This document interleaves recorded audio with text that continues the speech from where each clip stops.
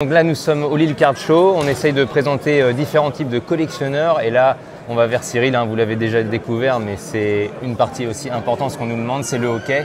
Salut Cyril. Salut.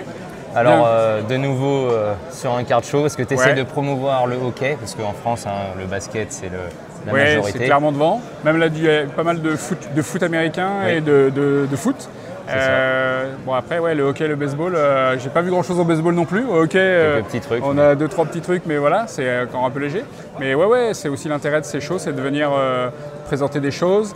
Moi j'avais proposé aux organisateurs de pouvoir mettre des petits paquets de cartes gratuits dans le sac pour pouvoir montrer aux gens les cartes de hockey, qu'est-ce que c'est, comment ça se passe et tout, leur donner un peu envie de venir nous voir et après d'essayer de discuter avec eux, de leur montrer ce qui existe.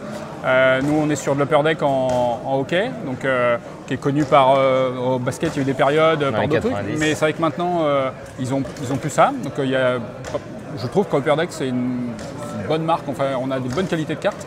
Donc, c'est bien aussi pour d'autres gens, des fois, de venir voir et de voir ce qui se fait dans d'autres sports. Voilà, donc c'est ce qu'on essaye de faire. Et puis d'essayer de faire notre pub et notre promo pour essayer Voilà. de faire grandir Donc, un peu le groupe. Vous retrouvez Cyril sur Instagram et Facebook, un groupe qui est actif. Comme on dit souvent, c'est pas le nombre qui compte, c'est une communauté. Non, c'est ça, ouais. Et vous faites donc des breaks, mais Cyril, si tu peux nous réexpliquer, parce que tout le monde ne le sait pas, ton système de break. Alors en fait, le système de break, c'est d'essayer de faire différent de ce qui peut exister, c'est-à-dire de ne pas faire ça pour gagner de l'argent. Moi, je fais ça bénévolement. L'idée, c'est d'acheter des boîtes en commun, donc à plusieurs, généralement à 16, d'avoir 2 équipes chacun, et on divise le prix des boîtes, parce que souvent il y a plusieurs boîtes, on divise le prix des boîtes par 16, et on connaît donc le prix des 2 équipes. On rajoute, on calcule, c'est assez transparent là-dessus, le prix des sleeves, le prix des top loads, et après chacun paye son timbre pour quand ils sont envoyés. Et moi, ce que je propose, c'est de garder les cartes, s'ils veulent bien, de garder les cartes sur plusieurs breaks pour pouvoir mutualiser en fait les frais de port.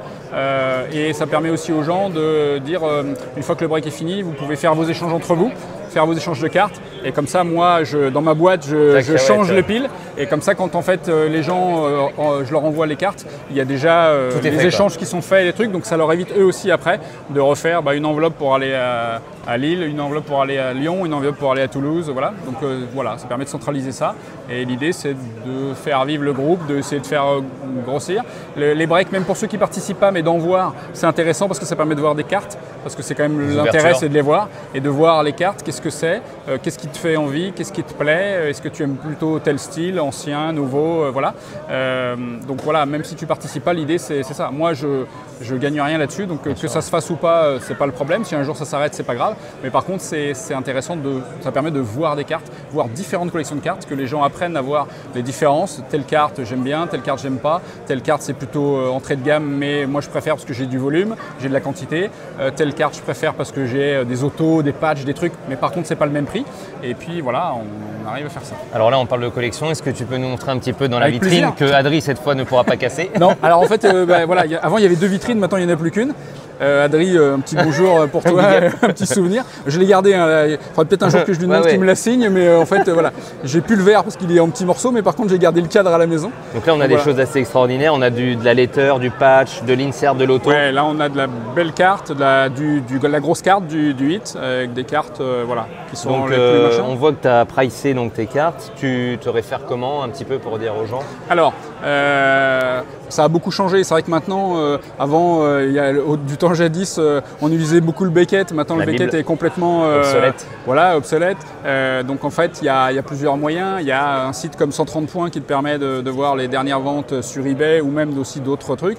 Il y a eBay qui est aussi très bien pour voir justement le dernier prix des cartes équivalentes. Alors des fois, tu peux trouver la même carte ou tu peux trouver un joueur équivalent et ça te donne un ordre d'idée pour savoir voilà, quel prix tu peux demander sur le truc. Après, sur pareil, les prix, c'est quelque chose qui se discute, bien évidemment, mais qui permet... avant, moi, je n'avais pas les prix et je trouve que c'est une meilleure chose de l'afficher. Ouais, parce que quand tu vas dans un magasin, de toute façon, tu trouves les prix pour tout ce que tu as.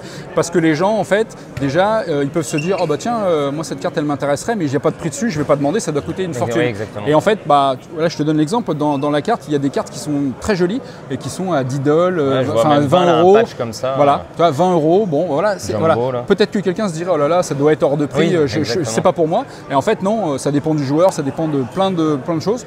Donc voilà, donc ça permet déjà d'avoir un ordre d'idée, donc tu gagnes du temps. Et puis même pour moi après c'est plus facile, si tu n'as pas de réseau, pas de choses, il faut rechercher tous les prix des cartes individuelles, c'est l'enfer. Tu gagnes du temps. Et alors après pour celle-là tu fais ça, pour les cartes plus raisonnables que j'ai en classeur, voilà, tu vois, comme là. Classeur. Ouais, voilà. Par équipe et tout quoi, Ouais, super. moi j'ai classé par équipe et après dans chaque équipe c'est classé par ordre alphabétique pour que les gens puissent retrouver facilement l'équipe qu'ils apprécient et les joueurs qu'ils apprécient. Jersey aussi, hein, on retrouve. Voilà, mais là on est sur des cartes vraiment plus raisonnables. En gros c'est peut-être 10 $ le max, mais il y a des cartes à 50 centimes. Hein. Voilà, on paye en dollars On paye en dollars? Non, on paye en euros. Non, mais c'est parce que c'est vrai que quand on regarde sur les sites, ouais, on est souvent sur du dollar. Ouais. C'est vrai que selon les périodes, la conversion est intéressante à faire.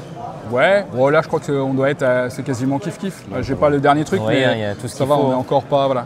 Évidemment, on a vu du 20% de différence, c'est pour ça que. Bon, en tout cas, merci Cyril merci de à nous vous. présenter merci à vous de proposer Mystery Pack. Aussi. Ouais, donc là c'est des petits mystery packs, c'est des packs que je fais avec des petits games jersey, des autos, des petites choses et puis des petites cartes de base. Ça permet souvent d'avoir un échantillon. Pour 2,50 €, il y a 3 ou 4 fois la valeur facile là-dedans. Donc Alex, voilà. on remonte une dernière fois le logo, vous les retrouvez ici et n'hésitez pas.